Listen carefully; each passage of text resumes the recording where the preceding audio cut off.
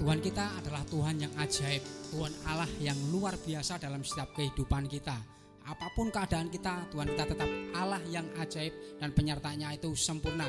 Mungkin saat ini kita diperhadapkan dengan masa-masa yang sulit, masa pandemi COVID-19 ini. Tapi kita sebagai anak-anak Tuhan, bagian kita adalah tetap terus menceritakan keajaiban Tuhan. Seperti Mazmur 9 ayat 2, aku mau bersyukur dengan segenap hatiku kepada Tuhan, dan aku mau menceritakan segala perbuatan Tuhan yang ajaib. Kita sebagai anak-anak Tuhan, kita punya kewajiban untuk kita terus bersaksi tentang keajaiban nama Tuhan. Ajaib Kau Tuhan.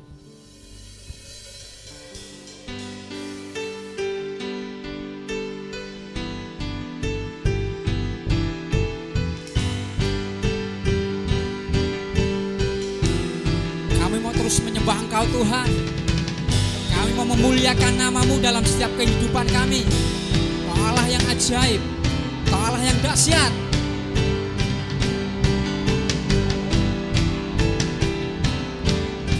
Tak terbayang kebesaran-Mu, dan tak terbanding kekuatan-Mu Tuhan. Kau megah bagiku segenap jiwa dan pengharapan, telah ku serahkan untuk rencana-Mu Tuhan. Kau Raja atasku, hanya Kau yang layak ditinggikan. Ajaib Kau Tuhan, ajaib Kau Tuhan, agung dan perkasa. Kau sumber kemenanganku, layak berkuasa, memerintah selamanya. Yesus, Kaulah Raja mulia.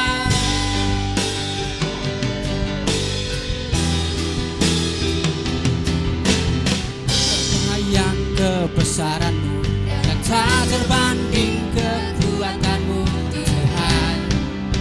Kau megah bagiku segenap jiwa dan pengharapan, telah ku serahkan untuk rencana-Mu Tuhan. Kau Raja atasku, hanya Kau yang layak ditinggikan.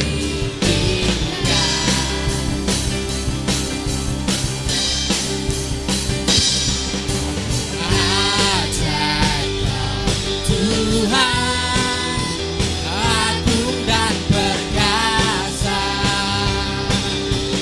Kau sumber kemenanganku, layak berkuasa, memerintah selamanya.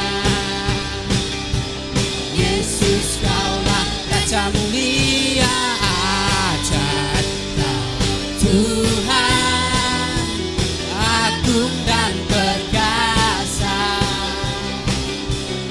Kau sumber kemenanganku, layak berkuasa, memerintah selamanya. Yesus, Kaulah Raja mulia. Ajaib Kau Tuhan, agung dan perkasa. Kau sumber kemenanganku, layak berkuasa, memerintah selamanya. Yesus, Kaulah Raja mulia. Ajaib Kau Tuhan, agung dan perkasa. Kau sumber kemenanganku, layak berkuasa, memerintah selamanya. Yesus, Kau ajaib Kau Tuhan, ajaib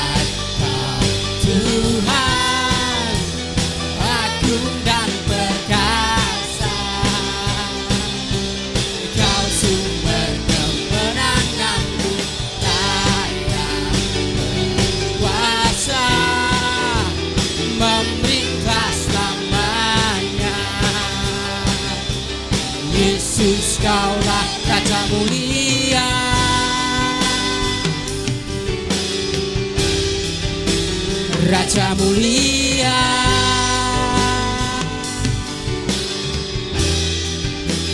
Raja mulia.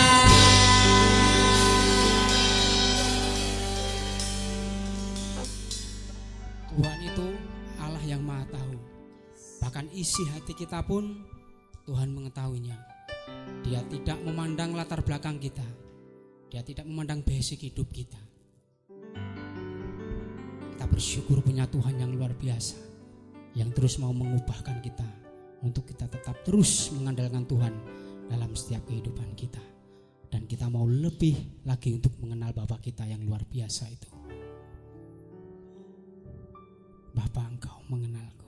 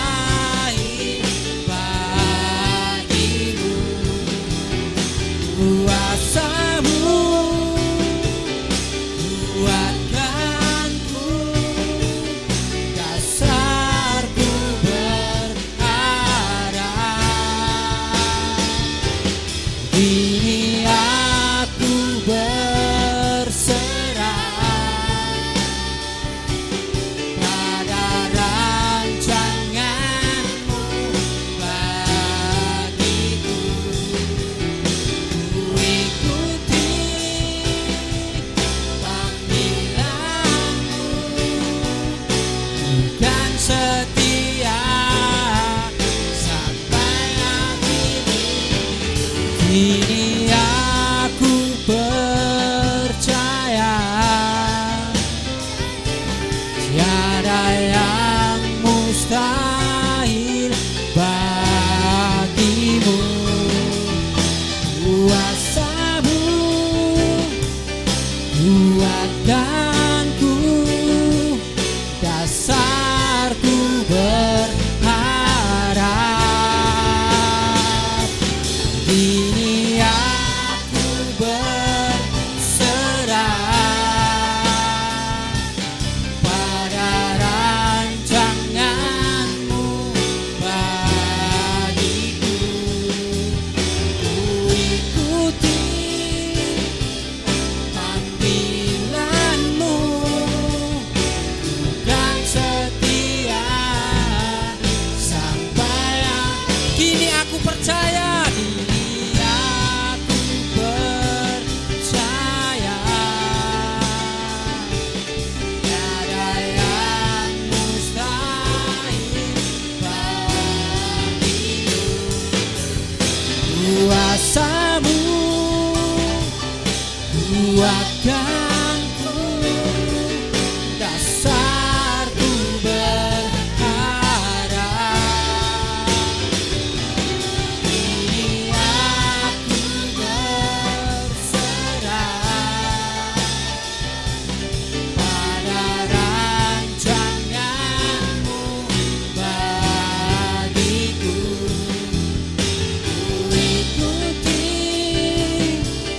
panggilanmu, bukan setia sampai akhir hidup. Ku ikuti panggilanmu, bukan setia sampai akhir hidup. Ku ikuti panggilanmu, bukan setia sampai akhir hidupku.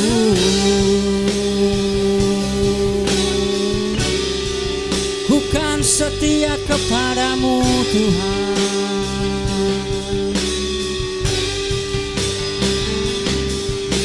Haleluya Tuhan. Kami bersyukur punya Allah yang dahsyat. Kami bersyukur punya Allah yang hebat seperti Engkau Tuhan.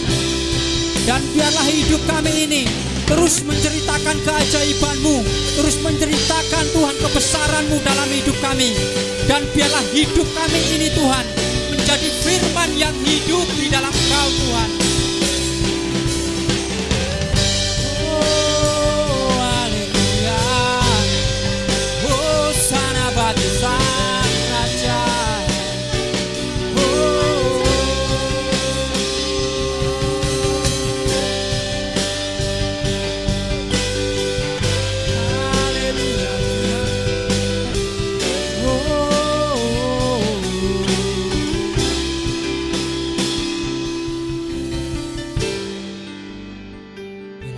Menceritakan keajaiban-Mu Tuhan.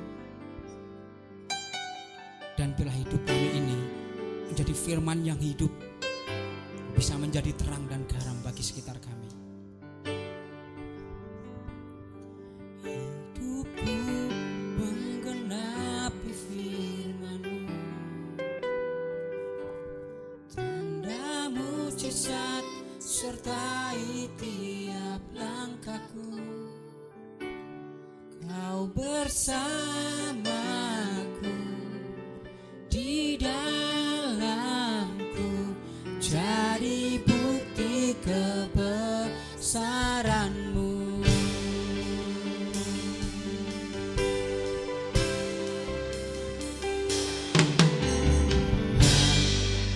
Kau sempurna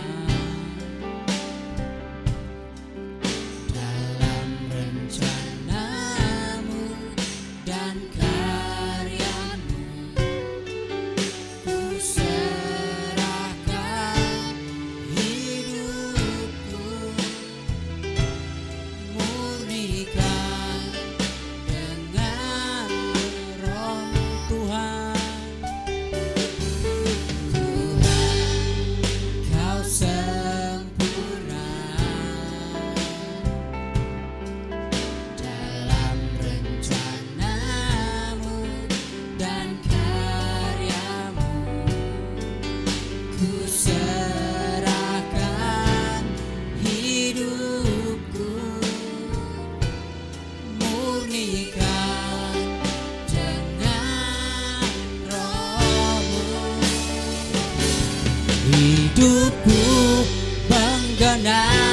firman-Mu. Tanda mujizat sertai tiap langkahku. Kau bersamaku di dalamku, jadi bukti kebesaran-Mu. Hidupku menggenapi firman-Mu. Tanda mujizat sertai tiap langkahku. Kau bersamaku di dalamku, jadi bukti kebesaran-Mu. Kau bersamaku, Kau bersamaku di dalamku, jadi bukti kebesaran-Mu. Kau bersama kami Tuhan. Kau bersamaku di dalamku, jadi bukti kebesaran-Mu.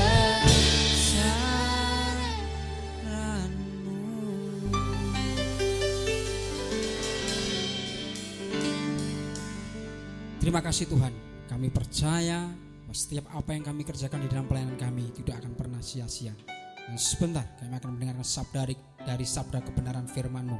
Urapi hamba-Mu yang menyampaikan firman Tuhan, dan bila firman Tuhan ini nanti Tuhan menjadi rema dalam setiap kehidupan kami, sehingga kami pun apapun yang kami kerjakan dalam setiap kehidupan kami, firman itu yang akan senantiasa menuntun kami. Terima kasih Tuhan, kami serahkan jalannya firman hari ini dalam kuasa-Mu, dan hanya di dalam satu nama Tuhan kami Yesus Kristus Tuhan kami berdoa dan mengucap syukur. Amin. Haleluya, shalom Bapak Ibu Saudara yang terkasih dalam Tuhan Yesus Kristus. Hari ini kita masih diizinkan untuk ibadah di rumah masing-masing. Ibadah di rumah asik ya, ibadah keluarga juga lebih asik. Nah, karena memang kita mengikuti anjuran pemerintah ya, belum bisa berkumpul bersama dalam ibadah raya. Ini kita ambil sisi positifnya, bahkan Tuhan pun sanggup mencurahkan lawatan anugerah berkat kasih karunia dalam gereja rumah yang percaya, katakan amin. Yes, Bapak Ibu Saudara. Nah, hari ini tema firman Tuhan saya berikan judul adalah hidupmu pilihanmu. Sekali lagi apa? Hidupmu pilihanmu. Oke. Nah, Amsal 14 ayat 12 mengatakan, ada jalan yang disangka orang lurus, tetapi ujungnya menuju maut. Jauh sebelum saat ini, penulis kitab Amsal sudah mengetahui ada banyak pilihan-pilihan dalam kehidupan manusia. Ya, pilihan untuk hidup, pilihan untuk harian kita, pilihan untuk masa depan kita, pilihan dengan siapa kita berjalan, pilihan untuk apa atau kemana kita akan pergi. Ada banyak sekali pilihan. Semua mengandung konsekuensi, risiko masing-masing. Ya, kalau salah-salah, gagal, mendatangkan kesedihan, kekecewaan, penyesalan. Ada penyesalan sesaat, tapi ada penyesalan seumur hidup. Ya, Bapak Ibu Saudara. Tetapi kalau pilihanmu tepat, engkau akan mendapatkan keberhasilan, engkau akan mendapatkan keberuntungan, sukses, kesenangan, dan sebagainya. Nah, itulah sebabnya hidup ini mengandung pilihan kita masing-masing. Dalam Alkitab, kita akan dapati satu kisah yang sangat legendaris, kisah yang sangat memberkati kita semuanya kalau kita mampu menarik kebenaran daripadanya, yaitu bagaimana kisah Abraham dengan sang keponakan namanya Lot. Mari kita buka sekarang di Kejadian 13 ayat 6 sampai dengan 18 ya. Kejadian 13 ayat 6 sampai dengan 18 saya akan bacakan Bapak Ibu Saudara. Tetapi negeri itu tidak cukup luas bagi mereka untuk diam bersama-sama, sebab harta milik mereka amat banyak, sehingga mereka tidak dapat diam bersama-sama. Karena itu terjadilah perkelahian antara para gembala Abram dan para gembala Lot. Waktu itu orang Kanaan dan orang Feris diam di negeri itu. Maka berkatalah Abram kepada Lot, janganlah kiranya ada perkelahian antara aku dan engkau, dan antara para gembalaku dan para gembalamu. Sebab kita ini kerabat, bukankah seluruh negeri ini terbuka untuk engkau? Baiklah, pisahkan dirimu daripadaku. Jika engkau ke kiri, maka aku ke kanan. Jika engkau ke kanan, maka aku ke kiri. Lalu Lot melayangkan pandangnya dan dilihatnyalah bahwa seluruh lembah Yordan banyak airnya seperti taman Tuhan, seperti tanah Mesir sampai ke Zoar. Hal itu terjadi sebelum Tuhan memusnahkan Sodom dan Gomora. Sebab itu Lot memilih baginya seluruh lembah Yordan itu, lalu ia berangkat ke sebelah timur dan mereka berpisah. Abram menetap di tanah Kanaan, tetapi Lot menetap di kota-kota lembah Yordan dan berkemah di dekat Sodom. Adapun orang Sodom sangat jahat dan berdosa terhadap Tuhan. Setelah Lot berpisah daripada Abram, berfirmanlah Tuhan kepada Abraham, pandanglah sekelilingmu dan lihatlah dari tempat engkau berdiri itu ke timur dan barat, utara dan ke selatan. Sebab seluruh negeri yang kau lihat itu akan kuberikan kepadamu dan kepada keturunanmu untuk selama-lamanya. Dan aku akan menjadikan keturunanmu seperti debu tanah banyaknya, sehingga jika seandainya ada yang dapat menghitung debu tanah, keturunanmu pun akan dapat dihitungnya juga. Bersiaplah, jalanilah negeri itu menurut panjang dan lebarnya, sebab kepadamulah akan kuberikan negeri itu. Ayat 18, sesudah itu Abram memindahkan kemahnya dan menetap di dekat pohon-pohon tarbantin di Mamre dekat Hebron, lalu didirikannya lah mezbah di situ bagi Tuhan. Bapak Ibu Saudara, nah kita dapati di situ ada kisah bagaimana Abram dan keponakannya Lot, dikatakan mereka kaya raya, ada banyak ternaknya dan ada banyak pegawai-pegawainya.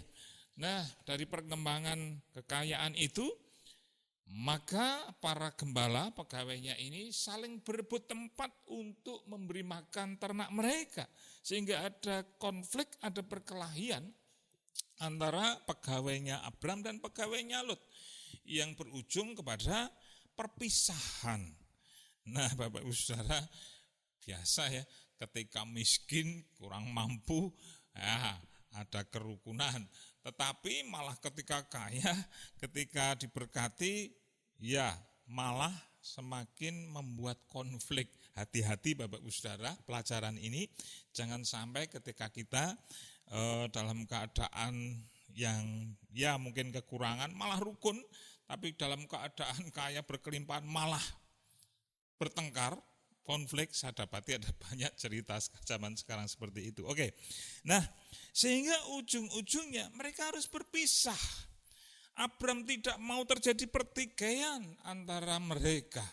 Abram tidak mau terjadi konflik. Akhirnya dia memberi pilihan, Lot, kita ini kerabat, tidak baik kalau kita bertengkar. Maka okelah, lihatlah semua negeri ini. Kalau engkau memilih ke kiri, aku ke kanan. Kalau engkau memilih ke kanan, aku ke kiri. Ini satu kebijakan Abraham yang luar biasa. Satu watak karakter dalam menghadapi kebutuhan-kebutuhan ataupun menghadapi konflik ataupun karakter-karakter yang patut dicontoh ketika kita harus berhadapan dengan perkembangan situasi yang berkonsentrasi kepada masalah-masalah kekayaan. Ya, artinya ya nanti kita di bagian belakang kita akan mempelajari betapa luar biasanya karakter Abraham. Nah, sekarang kita konsentrasi ke karakter Lot dulu Bapak Ibu Saudara ya. Yuk, Kejadian 13 ayat 10 saya bacakan. Lalu Lot melayangkan pandangnya dan dilihatnyalah bahwa seluruh lembah Yordan banyak airnya, seperti taman Tuhan, seperti tanah Mesir sampai ke Zoar. Nah, hal itu terjadi sebelum Tuhan memusnahkan Sodom dan Gomora. Ayat ini menunjukkan bahwa bagaimana cara Lot memilih pilihan hidupnya. Ya, bagaimana Lot satu? Dia sangat mengutamakan kekayaannya. Dia lebih memilih apa yang tampak di depan mata daripada tujuan hidupnya. Lot ketika dia diberi kesempatan oleh Abraham, pilihlah apa yang kamu suka, mana yang kamu suka. Pertama, dia melayangkan pandangnya, dilihatnya lah bahwa seluruh lembah Yordan, buahnya airnya seperti taman Tuhan. Ya, dia pikir, wah ini prospek yang luar biasa. Ini kesempatan luar biasa untuk meraih kekayaan, keberhasilan. Inilah tujuan hidupku, berhasil, sukses, diberkati, kaya. Bapak Ibu Saudara, hati-hati dengan kekayaan. Ya, bagi Lot ini menjadi tujuan, ini menjadi pilihan yang utama. Ya, nah pertama dia melihat, dia berpikir, wah betapa indahnya, suburnya, prospeknya yang luar biasa, dan kemudian dia berpikir, wah ini seperti taman Tuhan. Artinya apa? Ya, taman Tuhan kita ketahui dalam Kejadian awal 1-2 itu menunjuk kepada Taman Eden. Artinya begini, sesuatu yang tampak luar biasa bagus, pikirannya langsung, wah ini seperti Taman Eden. Ini karya Tuhan, ini kehendak Tuhan. Bapak Ibu Saudara, hati-hati terhadap penafsiran-penafsiran perohanian. Apa yang kelihatan di depan mata sesuatu yang indah, Lot katakan, wah ini pasti dikehendaki Tuhan, ini karya Tuhan, ini rencana Tuhan bagiku. Hati-hati Bapak Ibu Saudara, itu jebakan. Ya, bisa jadi itu jebakan yang justru mendatangkan kekacauan dalam kehidupannya. Dan itu terbukti. Ya, dikatakan seluruh lembah Yordan banyak airnya, seperti taman Tuhan, seperti tanah Mesir, sampai ke Suar. Pilihannya adalah bagi Lot, apa yang tampak di depan mata dia luar biasa, menjanjikan, dia pilih. Nah, tetapi dia tidak tahu bahwa pola seperti itulah yang juga dialami oleh Hawa dan Adam waktu di Taman Eden. Ketika Hawa berjalan-jalan, maka ular itu mengatakan, hei, ini yang dikatakan oleh Allah. Kalau engkau memakan ini, wah engkau akan menjadi seperti Allah. Hawa melihat, waduh, enaknya buah itu. Kemudian dia tertarik. Sepertinya enak ini buah ini. Kemudian dia berpikir enak, kemudian dia mengambil itu, dia makan, dia berikan kepada suaminya Adam, dan turut bersama-sama makan, dan akhirnya jatuh dalam dosa. Semua berawal dari penglihatan, apa yang dilihat oleh mata jasmani. Dan dia tertarik, dia pikir, dia gumulkan dalam pikirannya, enak, iya kehendak Tuhan, enggak apa-apa, enggak masalah, bukan dosa. Dia ambil keputusan, makan itu dan bertindak, artinya bertindak. Melihat, berpikir, bertindak. Melihat, berpikir, sekali lagi, di situ ada ajang pergumulan, keputusan, bertindak. Itulah yang dilakukan Lot, Bapak Ibu Saudara. Sehingga Lot menjatuhkan pilihannya terhadap lembah Sungai Yordan yang waktu itu menunjuk kepada kota Sodom dan Gomora. Ya, yang kita tahu akhir hidupnya bagaimana? Kehancuran Sodom dan Gomora. Tetapi kita akan bahas dulu bagian yang kedua. Ketika Lot memilih Sodom, ini Bapak Ibu Saudara yang penting untuk kita pelajari. Apa artinya ketika dia memilih Sodom? Kita baca Kejadian 13 ayat 11-12 dulu. Ya, saya bacakan. Sebab itu Lot memilih baginya seluruh lembah Yordan itu, lalu ia berangkat ke sebelah timur dan mereka berpisah. Perhatikan ayat 12. Abram menetap di tanah Kanaan, tetapi Lot menetap di kota-kota lembah Yordan dan berkemah di dekat Sodom. Adapun orang Sodom sangat jahat dan berdosa kepada Tuhan. Nah, perhatikan ya, kata berpisah atau lebih tepatnya Lot memisahkan diri dari Abraham. Nah, artinya apa? Memisahkan diri dari Abraham. Abram ya, di sini namanya masih Abram. Artinya apa? Lot melepaskan diri, menjauhkan diri dari covering, dari naungan rohaninya. Lot memisahkan atau melepaskan diri dari persekutuan ilahi. Itu makna berpisah, Bapak Ibu Saudara. Ya. Ketika dia mulai tertarik kepada Sodom dan Gomora yang waktu itu sangat subur sekali, dan kemudian dia memilih ke sana dan berangkat ke sana, artinya sama dengan memisahkan diri dari Abram, disitulah mulailah dia meninggalkan persekutuan dengan Abram, yang selama ini menjadi cover bagi dia, yang selama ini menaungi dia. Ingat Bapak Ibu Saudara, siapa yang mendapatkan janji hidup? Siapa yang mendapatkan janji ilahi? Lot atau Abram? Ya, Abram kan? Allah memperlihatkan diri kepada Abram berkali-kali. Allah memberikan janjinya kepada Abram. Abram, keturunanmu akan luar biasa banyaknya. Dan olehmu lah seluruh bumi akan mendapatkan berkat. Siapa yang mendapat visi yang luar biasa ini? Abram. Lot hanya ikut-ikutan. Artinya apa? Lot tidak punya visi jauh ke depan. Lot tidak punya panggilan ilahi seperti Abram. Begitu mudahnya dia meninggalkan.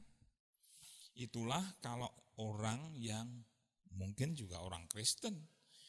Tapi tipe Lot, orang Kristen tipe Lot ini orang yang begitu mudahnya meninggalkan panggilan ilahi. Orang yang begitu mudahnya meninggalkan visi yang Tuhan tetapkan. Artinya apa?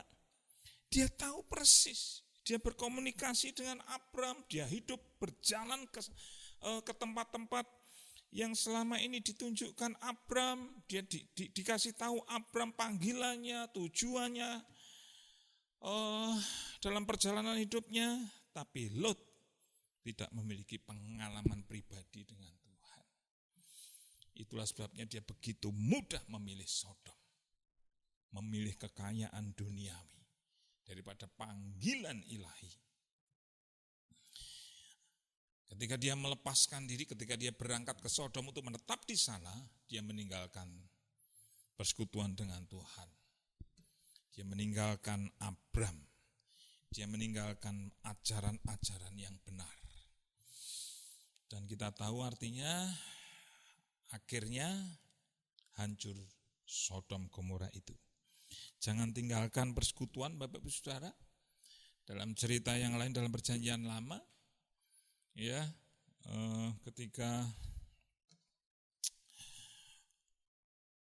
ketika orang-orang meninggalkan Tuhan, hancur hidup mereka. Kitab Hakim-Hakim menceritakan bagaimana orang-orang Israel ketika mereka mulai nyaman, mendapatkan kemenangan, berkat, aman, mulai meninggalkan Tuhan, hancur, kalah. Pasti itu polanya gitu ya. Makanya kita belajar dari kekalahan-kekalahan umat Allah dalam perjanjian lama.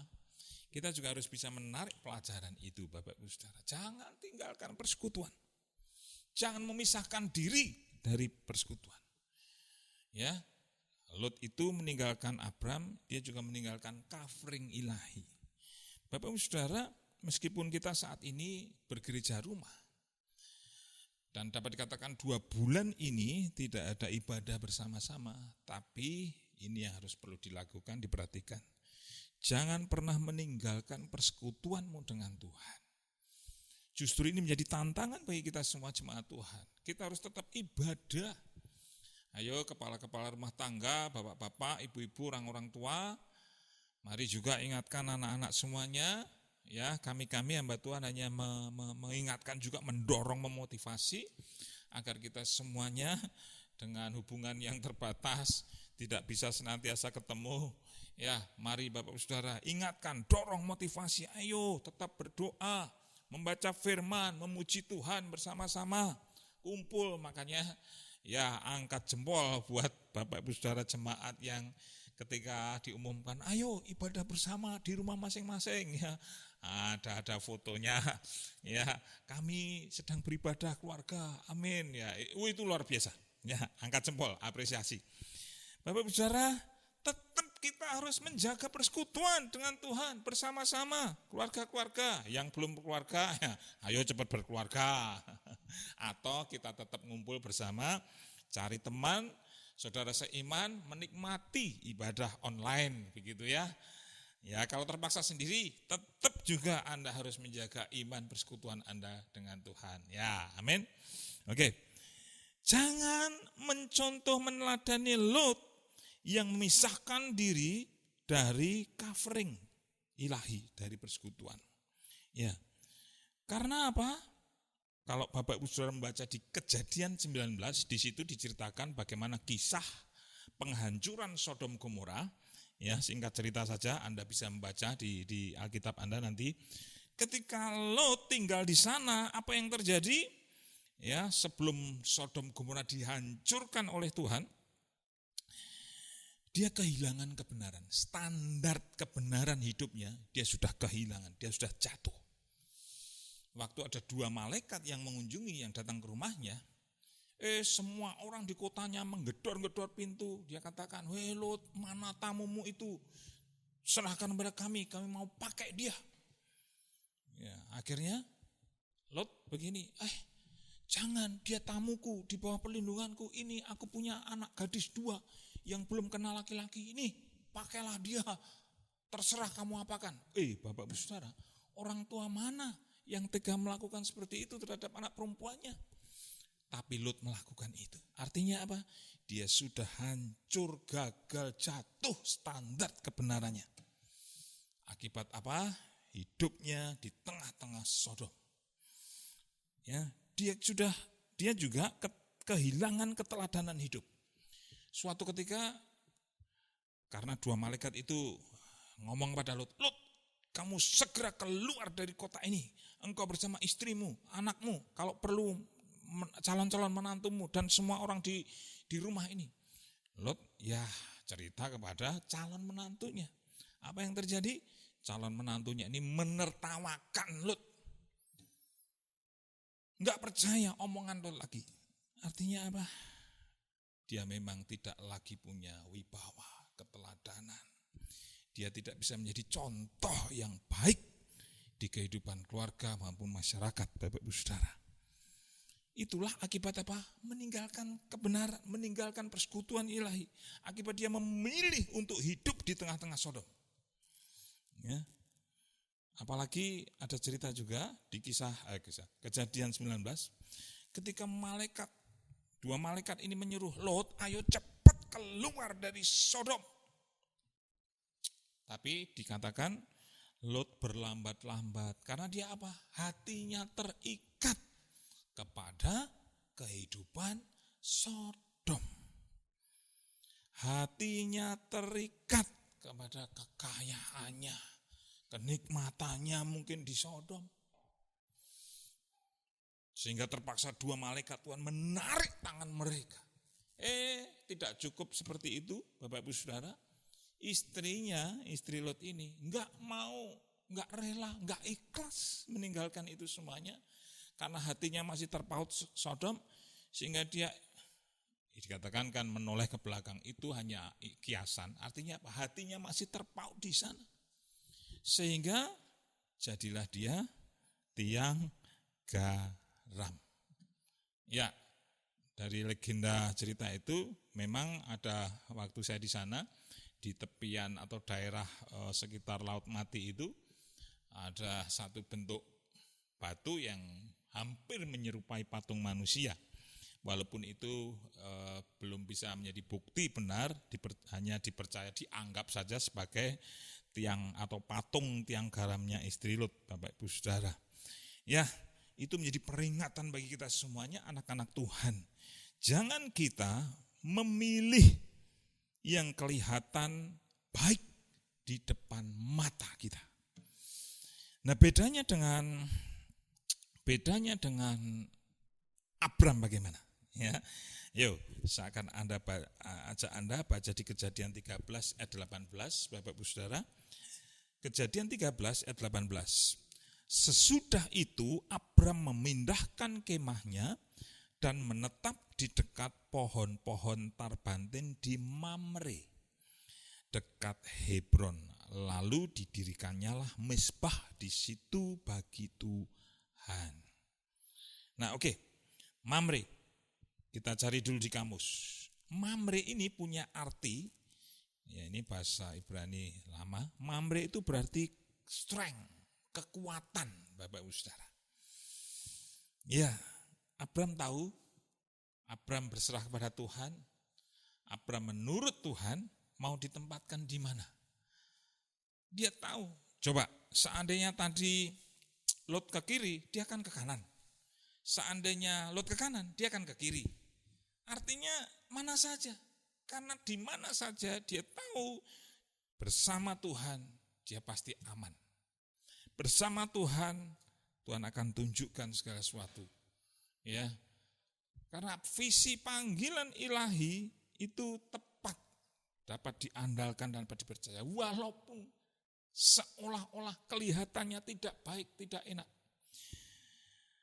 Nah, setelah Lot memilih ke lembah Yordan ke Sodom itu, Tuhan baru menetapkan dia, biarlah Lot milih sana.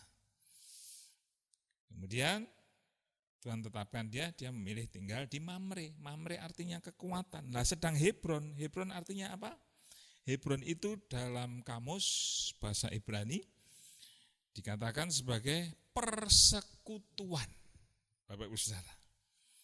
Ya, ini menegaskan bahwa pilihan hidup Abram itu tepat. Ya, Mamre dekat Hebron. Kekuatan Mamre, Hebron persekutuan. Itu arti rohani yang bisa betul-betul menjadi pelajaran yang luar biasa bagi kita anak-anak Tuhan. Ya. Di sana kemudian Abram mendirikan mezbah bagi Tuhan. Dimanapun Tuhan pimpin, dia dirikan mezbah di sana, artinya menjaga penyembahannya kepada Tuhan. Menjaga imannya, menjaga persekutuannya dengan Tuhan. Nah, saya belum memberikan arti yang tadi ya, Sodom. Nah, Lot pilih di Sodom. Sodom itu tahu enggak artinya, Bapak Ibu Saudara? Dalam kamus artinya terbakar. Ya, Sodom itu artinya terbakar. Kalau Gomora artinya perendaman. Perendaman dosa, terbakar oleh dosa. Ya, sudah tahu penduduknya seperti itu, sudah tahu artinya seperti itu, namun karena mata jasmaninya tertarik, karena kekayaan yang luar biasa tadi, dia harus hadapi risiko yang berat, fatal dalam hidupnya. Tapi apa yang menjadi pilihan Abram? Karena dipimpin Tuhan, ada kekuatan, ada persekutuan dengan Tuhan. Dan kita semua tahu akhir hidup mereka. Ya. Nah, dalam perjanjian lama, tokoh-tokoh Alkitab mencontohkan kepada kita bagaimana memilih, menjatuhkan pilihan. Yosua 24 ayat 15, Yosua 24 ayat 15 dikatakan, tetapi jika kamu anggap tidak baik untuk beribadah kepada Tuhan, pilihlah pada hari ini kepada siapa kamu akan beribadah. Allah yang kepadanya nenek moyangmu beribadah di seberang sungai Efrat, atau Allah orang Amori yang negerinya kamu diami ini. Perhatikan. Tetapi aku dan seisi rumahku, kami akan beribadah kepada Tuhan. Yes, ini pilihan hidup Yosua, Bapak Ibu Saudara. Karena dia tahu orang Israel ini tegar tengkuk, yang kadang mengikut Tuhan, mengaku setia kepada Tuhan, yang kadang seenaknya meninggalkan Tuhan. Dia tahu ini tipe-tipenya orang-orang yang tegar tengkuk, tetapi orang seperti Yosua ini sudah menetapkan standar dalam kehidupannya. Dan dia komitmen, sehingga ada statement yang luar biasa, tetapi aku dan seisi rumahku, kami akan beribadah kepada Tuhan. Ini pilihan hidup, Bapak Ibu Saudara. Ya. Nah, Sadrah, Mesah, Abednego. Mereka memilih untuk masuk di dapur api daripada menyembah patung raja. Ini pilihan, ada resikonya, mati. Daripada menyembah patung raja, dewa, tapi mengkhianati Tuhan. Pilihan ini Bapak Ibu Saudara. Daniel, dia memilih dimasukkan ke gua singa daripada dia meninggalkan iman kepercayaannya. Bapak Ibu Saudara, Petrus dan para rasul, dia memilih untuk taat kepada Allah, taat melayani Tuhan, taat menurut perintah Tuhan. Ya, daripada dia menuruti ancaman-ancaman para imam kepala untuk tidak melayani Tuhan. No. Bahkan dia menantang para imam itu, pilihlah ya, apakah harus taat kepada Allah atau taat kepada manusia. Ini pilihan hidup. Tuhan Yesus sebagai tokoh utama, tokoh sentral dalam kebenaran Alkitab, dia lebih memilih untuk disalib. Dia bergumul, walaupun masih ada waktu-waktu untuk meninggalkan pilihan, waktu-waktu untuk menolak. Pergumulan terberat ada di Taman Getsemani. Bapak, kalau boleh, biarlah engkau lalukan cawan ini. Kalau boleh, lalukan cawan ini. Kalau boleh. Namun, biarlah kehendakmu yang jadi. Kalau memang ini yang harus aku hadapi, aku pilih apapun risikonya. Dan akhirnya apa? Mengalami disalib, mati, bangkit, naik. Tapi pilihan berat, Bapak Ibu Saudara.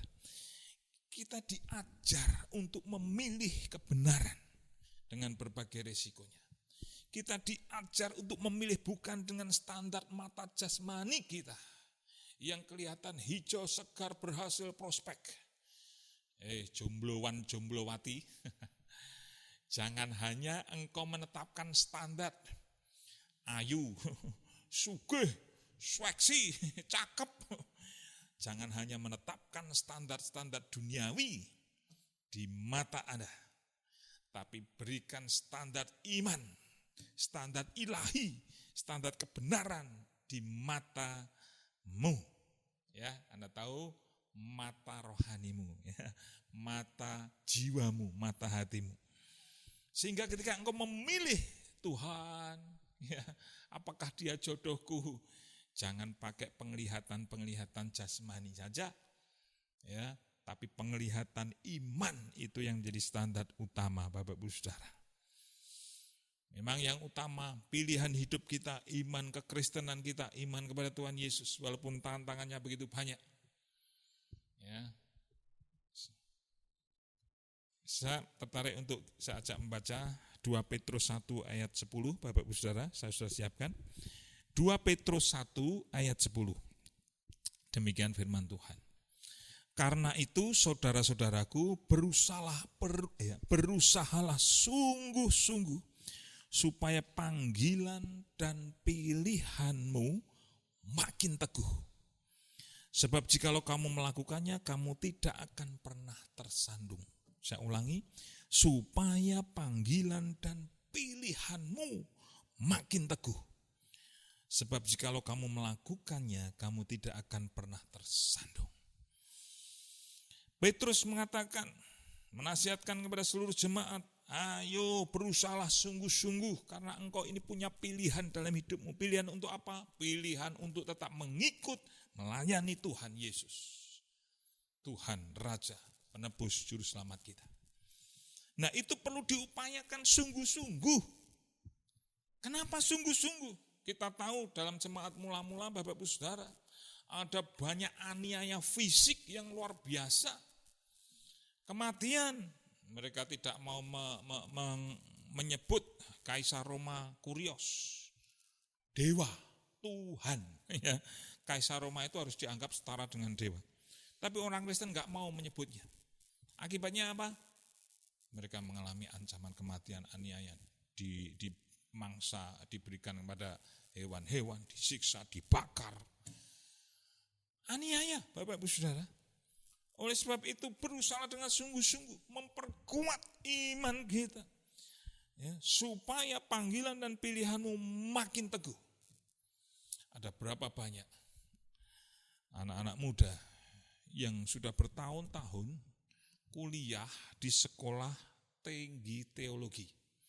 Tapi di akhir-akhir fase kelulusan mereka justru gagal. Lebih dari itu, bahkan yang sudah bergelar sarjana teologi, mereka meninggalkan iman, meninggalkan panggilan. Kali ini ada tantangan, seperti yang Rasul Petrus katakan, berusahalah sungguh-sungguh, supaya panggilan dan pilihanmu makin teguh. Zaman ini bukan hanya aniaya saja, Bapak-Ibu Saudara, sekali lagi, ada banyak tawaran-tawaran yang menggiurkan. Ya, ada tawaran-tawaran yang membuat kita meninggalkan pilihan utama kita. Panggilan, pilihan, panggilan dan pilihan. Iman kita, melayani Tuhan. Mengikut Yesus, keputusanku. Mengikut Yesus, keputusanku. Mengikut Yesus, keputusanku. Ku tak ingkar, ku tak ingkar. Ini menjadi tantangan bagi kita. Ini menjadi perenungan bagi kita. Bapak Ibu Saudara, khususnya jemaat Tuhan, GBI Joy Tiningrat, mari kita semakin diperkuat. Semakin berusaha sungguh-sungguh, mantapkan iman. Pelayan-pelayan Tuhan, hamba-hamba Tuhan, tetap sungguh-sungguh, teguhkan imanmu. Ayo, semakin punya ketekunan, kesetiaan, melayani Tuhan. Ya, walaupun memang belum bisa ibadah bersama-sama, tapi kita tetap punya pilihan teguh kuat.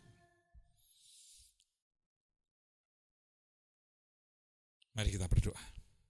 Terima kasih Bapa di surga, kalau hari ini Engkau memberikan kami tantangan, nasihat, mungkin teguran juga.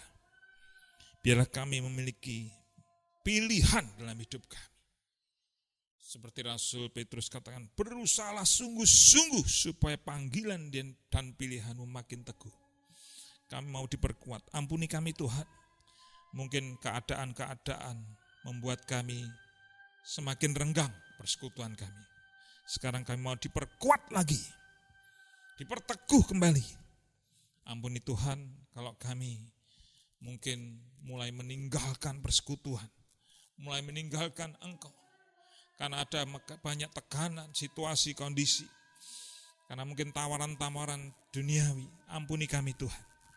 Supaya kami kembali kepada Tuhan. Kuat. Kembali dalam panggilan kami. Kembali pada pilihan iman kami. Supaya kami belajar dari Lut. Jangan tergiur kepada pilihan-pilihan duniawi. Tuhan, hari ini kami mau lebih lagi teguh di dalam Engkau. Hamba berdoa untuk seluruh sidang jemaat GBIS Joy Tiningrat, bahkan siapapun para pemirsa, pendengar firman ini disampaikan.